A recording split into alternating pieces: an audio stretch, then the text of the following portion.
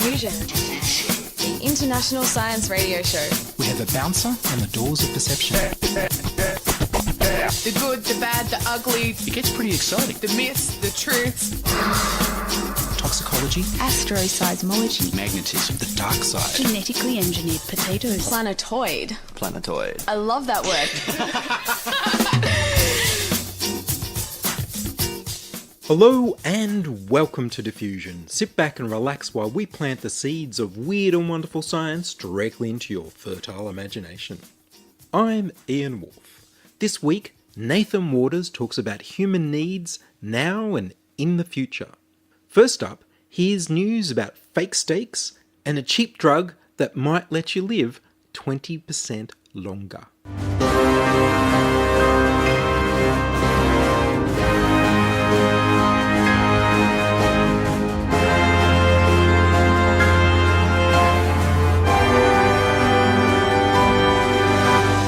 3D printed steaks!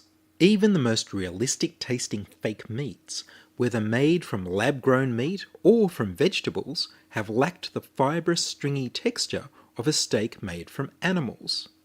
At best, they have the texture of hamburger patties. The Nova Meat Company in Barcelona, started by researcher Giuseppe Sconti, has found a way to use plant proteins in a 3D printer to make fake steaks with the same texture as beef steaks. The plant proteins can also be printed to have the texture of a chicken breast. Nova Meat claim they can print 100 grams of highly nutritious synthetic steak at a cost of €2 in just 30 minutes, which is enormously cheaper and faster than lab-grown meat. Mass production should massively reduce the price. Memphis Meat, Miu's Meat, and Just Meat all sell lab-grown meat. Meat grown in labs is made using animal cell cultures that are fed with fetal bovine serum, which requires slaughtering a cow and its embryo for the embryo's blood. Despite the PR spin, lab-grown meat is not kind meat and won't be killing-free as long as muscles require blood. And the best kind for petri dishes is aborted cow embryo blood. Even if they manage to find a way to make muscle cells go against millions of years of evolution and somehow eat something other than blood, the texture of lab-grown meat is at best like hamburgers, and has never been fibrous like meat from dead animals. The burgers made by competitors like Impossible Burger and Beyond Meat are said to taste so much like real beef that they can fool meat eaters. But they can't get the fibrous texture of meat that hasn't been ground up. Dutch company Vivera started selling steak replacements made from soy and wheat protein in 2018, with a bleeding look from beetroot juice. Unlike Nova Meat, these fake steaks are not suitable for people who are gluten intolerant. Vivera's manufacturing process is secret, but they claim to have a steak-like texture and flavour. Reviewers online say the texture is more like hamburger and the flavour is meaty, but not like beef.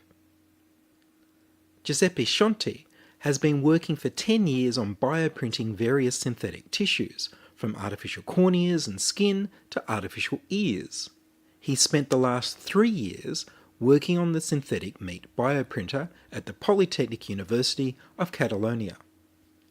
He takes the nanofibers in plant proteins from rice and peas and rearranges them to more closely resemble the shape of the nanofibers of animal protein that make up cuts of beef and chicken. The resulting paste is squirted from the nozzle of a 3D printer to sculpt synthetic meat. Nova Meat claim the rice and pea amino acids give the synthetic meat the same nutrient value as beef and chicken. Nova Meat also has edible seaweed, or algae, as one of its ingredients, so people with ciguatera fish poisoning won't be able to eat them. Nova Meat are partnering with chefs to get the flavours closer to the animal originals, but it's early days for Nova Meat, and the flavours aren't there yet. Sconti says the technology for realistic beef and chicken flavours has already been developed, so he has every confidence that Nova Meat will be able to produce and sell something that looks and tastes like the real thing without killing any animals. Shanti will be presenting his work to the United Nations World Food Organization because the printed fake meat could be produced with specific properties to combat malnutrition. I look forward to the day when I can have a 3D printer for food in my kitchen. One drug to treat many causes of aging. Drugs that block receptors for the hormone angiotensin may slow aging and treat and prevent Alzheimer's disease. In experiments, mice lived more than 20% longer. The drugs are now out of patent, so they're cheap, and they have no side effects for most people. Angiotensin is a hormone in the renin-angiotensin system that causes blood vessels to constrict, which increases blood pressure. Angiotensin also stimulates the release of aldosterone from the adrenal cortex to promote the retention of sodium by the kidneys, which also raises blood pressure. High blood pressure causes some of the illnesses and injuries of old age. Angiotensin is also implicated in immune, inflammatory and heart illnesses. Renin causes blood vessels to dilate. The sequence of discoveries over the 10 years from 2006 to 2016 is interesting. In 2006, researchers from the US Institutes of Health and the Slovak Academy of Sciences in Slovakia found that blocking angiotensin receptors made rats lose fat tissue. They got thinner.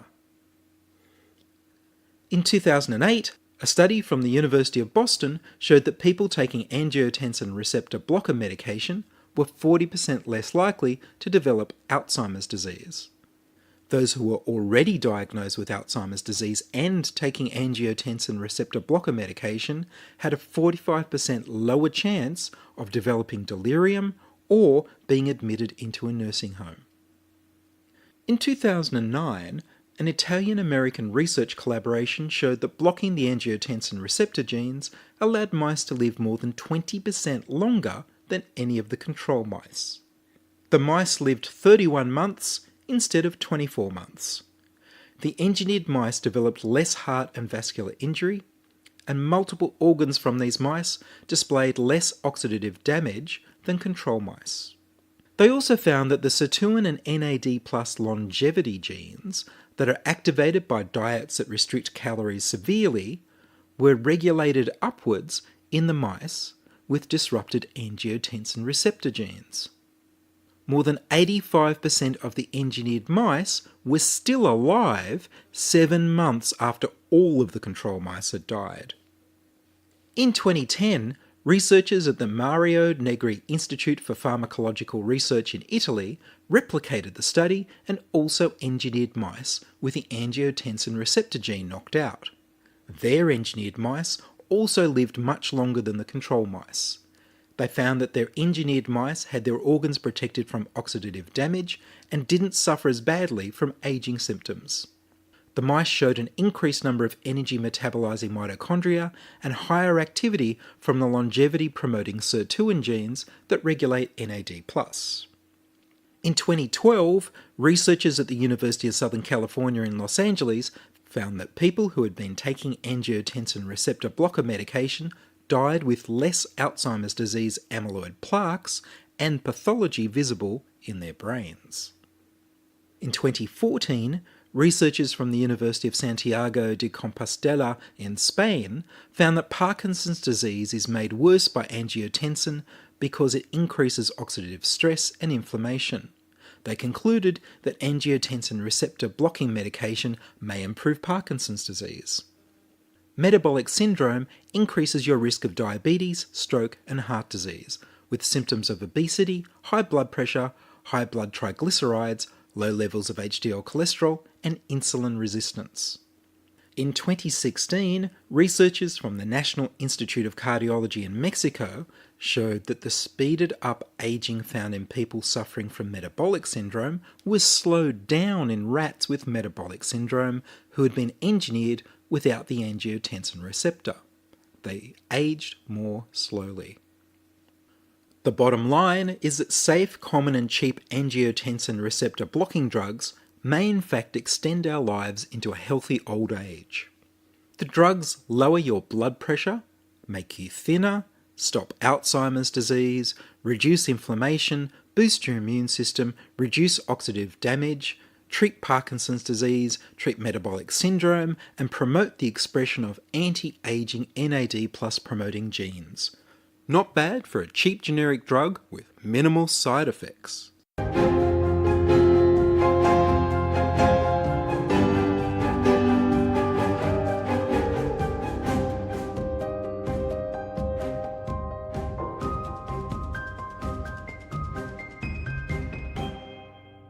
You're listening to Ian Woolf on Diffusion Science Radio. Send emails to science@diffusionradio.com. We're brought to you across Australia on the Community Radio Network and podcast over the internet on www.diffusionradio.com. Human needs into the future. Nathan Waters is an entrepreneur and futurist. He founded Peerism, which is a blockchain-based project to build a new economy, Sid Ethereum, a monthly Ethereum meetup, and Hackagong, one of Australia's largest intensive collaborative programming and problem-solving hackathon competitions. In part 1 of this talk, Nathan is mapping human needs and predicts which will get better and which will get worse. He spoke at a Transhumanism Australia meeting in December 2018. Nathan used some adult language in his talk, which I've modified for the Community Radio Network broadcast. So, ladies and gentlemen, put your hands together for Nathan Waters. I just finished mapping all the human needs and kind of working out, if you go down all the list of human needs, which ones are likely to get better in the future and which ones are just getting worse. And so everything's bad but getting better, except housing, freedom, purpose, and equality. So this is kind of the goal, once we get to the singularity, everything else is moot. So if you don't know what the singularity is that point where we kind of, I guess some people define it as where AI and artificial intelligence kind of overtake humanity and they just exponentially grow. Or I kind of define it as the point where we just merge with machines, and after that it's just crazy town. None of this fleshy monkey business. No, really bad. People just pure digital energy and just, yeah. Digital bad people. I kind of boiled down this so I'm kind of entrepreneurial. I like doing startups, I like kind of making stuff. And yeah, I kind of just, I've always thought of jobs as slavery, so I've always tried to work out how to avoid getting a job. And that led to startups. And then that led to basically becoming very anti-capitalist, as you do, because jobs are slavery and capitalists are our slave owners. So I kind of mapped all the future human needs out and then just mapped them to the different projects that I want to work on. So I'm currently working on just a real estate type startup at the moment just to try and generate money. But then I want to work on Peerism, which I've been kind of off and on kind of formulating and trying to get different ideas happening, and I can explain that later. And then also van homes. I can explain that. Air quality, so human need air. It's actually pretty bad these days.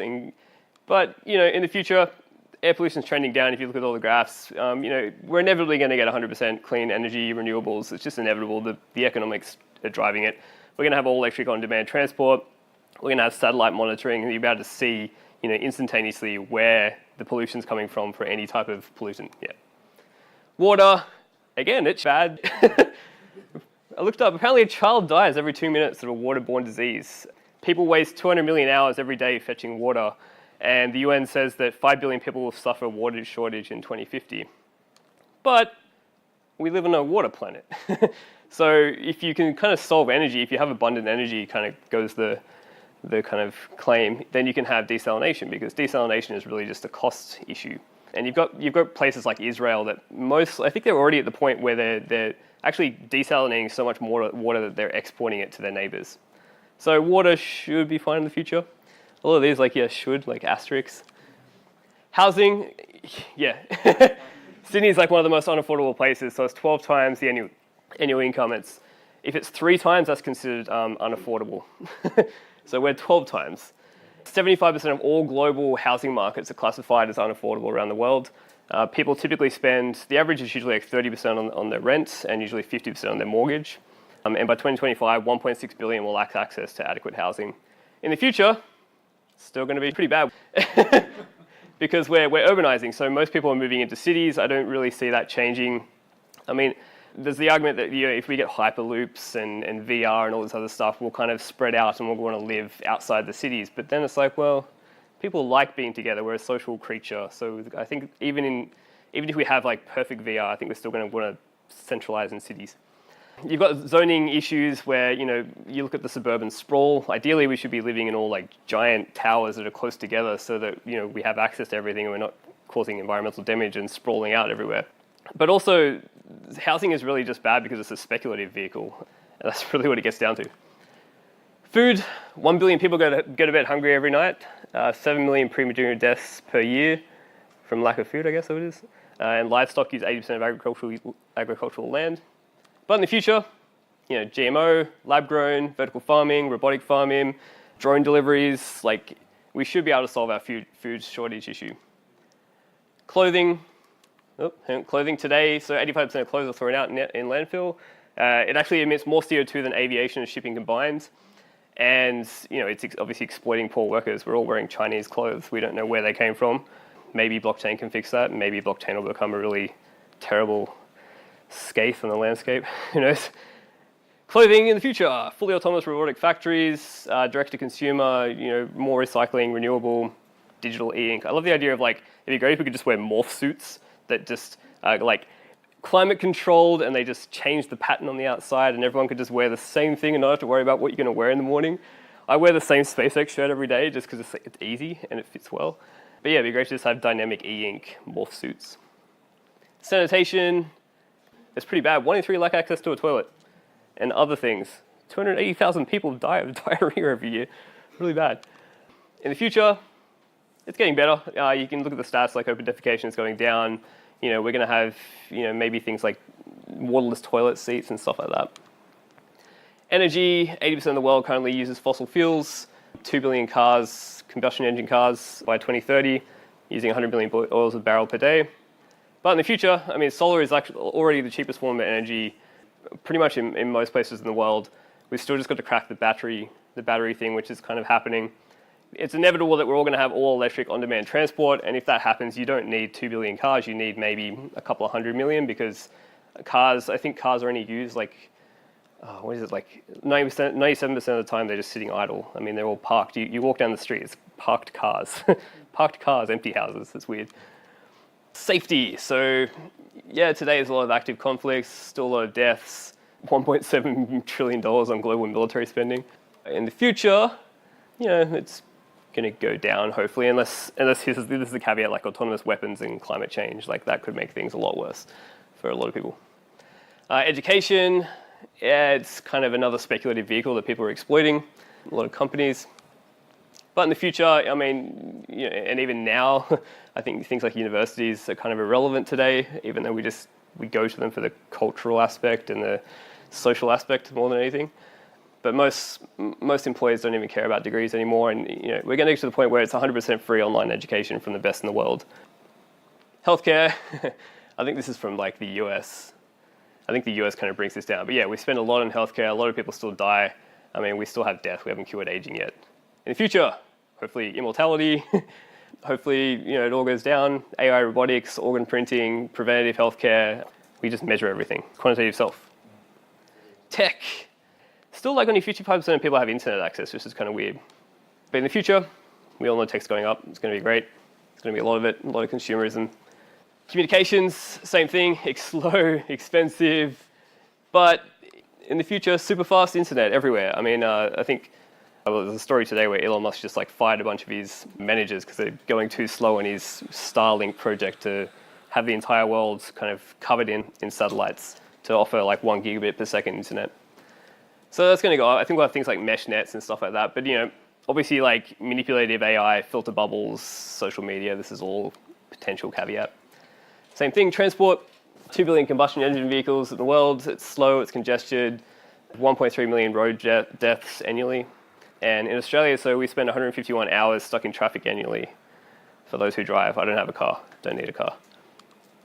But in the future, Hyperloop tunnels, it's just going to be cheap. It should be accessible to everyone. But, okay, so Freedom. So class mobility is declining for the poor. Like basically a lot of places where if you're born into the poor, it's hard to change, which is terrible. I mean, a lot of us, the livelihood's going down for people. What's that stat? Like the lifespan in the US is actually reversed for the first time in a long time, forever, because of the opioid epidemic. And, you know, a lot of people don't have savings. So because we're paid so little, wages have been suppressed for the last, 40 years or something. And so, you know, if you lose your job, you basically got to go to your next slave owner. And so in the future, well, our freedom's going to get it worse. You've probably heard the Chinese social credit system. If that works and it kind of functions and governments like it, they're going to replicate it everywhere else. Like, why not? You know, you're going to have AI-powered authoritarianism. You're going to have both physical and digital segregation, probably based on wealth. And global surveillance is inevitable. I like the idea of global surveillance, provided it's just done by a passive AI and no humans can kind of control it. Like, you know, imagine a friendly AI that's watching us that doesn't do anything evil.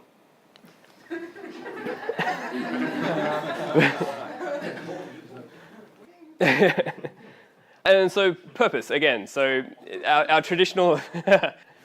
So like our traditional life, this is why I think a lot of the world is kind of in chaos a little bit and other reasons, but you know, the traditional life pathways of, you know, get a job, get a house, get married, die, that doesn't really work anymore. And 50 to 80% of workers hate their jobs in different areas. So they just study in the US and UK, and it's, people just don't like it. And on top of that, something like 40% of all jobs on the planet are likely to be automated by 2030. And, you know, social media is fueling anxiety and depression and blah, blah, blah. So in the future, this is actually an interesting thing that I thought of recently, I don't know why, but yes, things are being automated. Yes, the reason we care, the reason we worry about automation is entirely because of who owns the automation. Like, if things were automated and we shared in that wealth as a species, then we'd all be like, automate shit as fast as possible. But the problem is, if your job gets automated, all that happens is your salary goes from the cost column to the profit column for the shareholders and the owners of the company.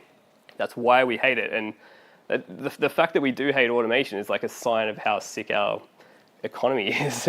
It's a broken system. But one thing I thought of is that, well, automation isn't going to be this thing where it just suddenly drops and just everything's automated really quickly. It's going to happen in waves that are going to be really bad for humans. Because you think about it, like, the only reason, if you're an employee, if you're in a company, the only reason you automate is if it costs you less than paying a human. And so, cool, you do that. If it does work out that way, you automate that, and then, you know, you lose a bunch of people. So now the labor supply goes up, and so now labor is cheaper. And so if labor is cheaper, then there's no reason to keep automating, because if the labor is cheaper than it is to buy the automation, you stop until that reverses. And so it'll go in cycles. And so we'll just be working for less and less money, having to work more and more hours to survive. That's what's already happening now. You know, you look at the unemployment rate, looks great, but, you know, part-time work's gone up, underemployment's gone up because everyone's having to work, part-time work for more hours for less pay. And the automations are owned by the elite, and AI is really only profitable for the high-level tasks. So it's more likely that things like managers and, you know, finance brokers and bankers are more likely to be automated, because it makes more sense to automate a 200 grand a year job than it does to automate a 30 grand a year job. Inequality, 5 men own more wealth than half the world. Top 1% take 82% of the wealth every year. This is why everything's really bad. Capitalism. In the future, Bezos is going to own all the world's wealth. Why not? It's trending towards that direction. You know, it's gone from like 40 people to, like, you look at every year, now it's down to 5 who own half the world's wealth. And we're getting, you know, 2 class power divides and stuff like that. That was part 1 of a talk by Nathan Waters, predicting the future of human needs. Listen next week for Nathan's insights into how the future of work and housing will change people's power relations. There's this awful gap in our lives just because we don't have... Oh, I keep hoping someone can find a way to... Don't be a fool, Mary. You know that's impossible. Oh, I know. It's just that... Gad, it's ironic. With all our technology and industrial know-how, we still don't have the one thing that could give us a better way of life. They say it can't be done, that it's just an impossible dream. And that's all from us this week on Diffusion. Send your contributions, opinions, helpful suggestions and donations to science@diffusionradio.com. That's science@diffusionradio.com. Please do send me an email with a question I can answer on the show. Please like the Diffusion Science Radio page on Facebook and rate us on iTunes. Tell your friends. Follow me on Twitter @Ian Woolf. The news music was Rhinos theme by Kevin MacLeod of Incompetech.com. Sound check and fact checking by Charles Willock.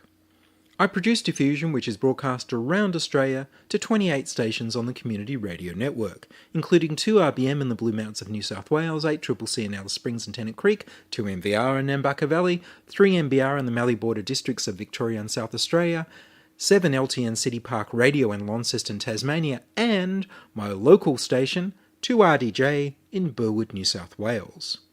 Diffusion is syndicated globally on the National Science Foundation's Science 360 internet radio station, and also on astronomy.fm. Subscribe to the podcast on the Diffusion website, www.diffusionradio.com, that's www.diffusionradio.com, and check the website for links, photos and videos about this week's show. If you enjoyed the show, you can explore more than 950 previous episodes archived on diffusionradio.com, where the shows are labelled by keywords so you can focus in on the stories you want to hear. Subscribe to the Diffusion YouTube channel at youtube.com/c/diffusionradio. I'm Ian Woolf. Join us inside your audio device of choice for more science wondering next week on Diffusion Science Radio. Science is fun. It helps you to learn, to know, and to appreciate. When you study science, you may go on field trips. You discover the marvelous interrelationships between all living things. You learn to read the history of the Earth as it is written in rocks and fossils. You find out what makes things tick, everything from a molecule to a living organism. In the study of science is found the most useful and satisfying knowledge of man. Knowledge of his physical world, its past, its present, and its future. And in your moments of relaxation, now and in the years to come, you will find the study of science leading you into fascinating pursuits. Photography, collecting. Why study science? Study science because you will find in the study of science a richer, more rewarding life.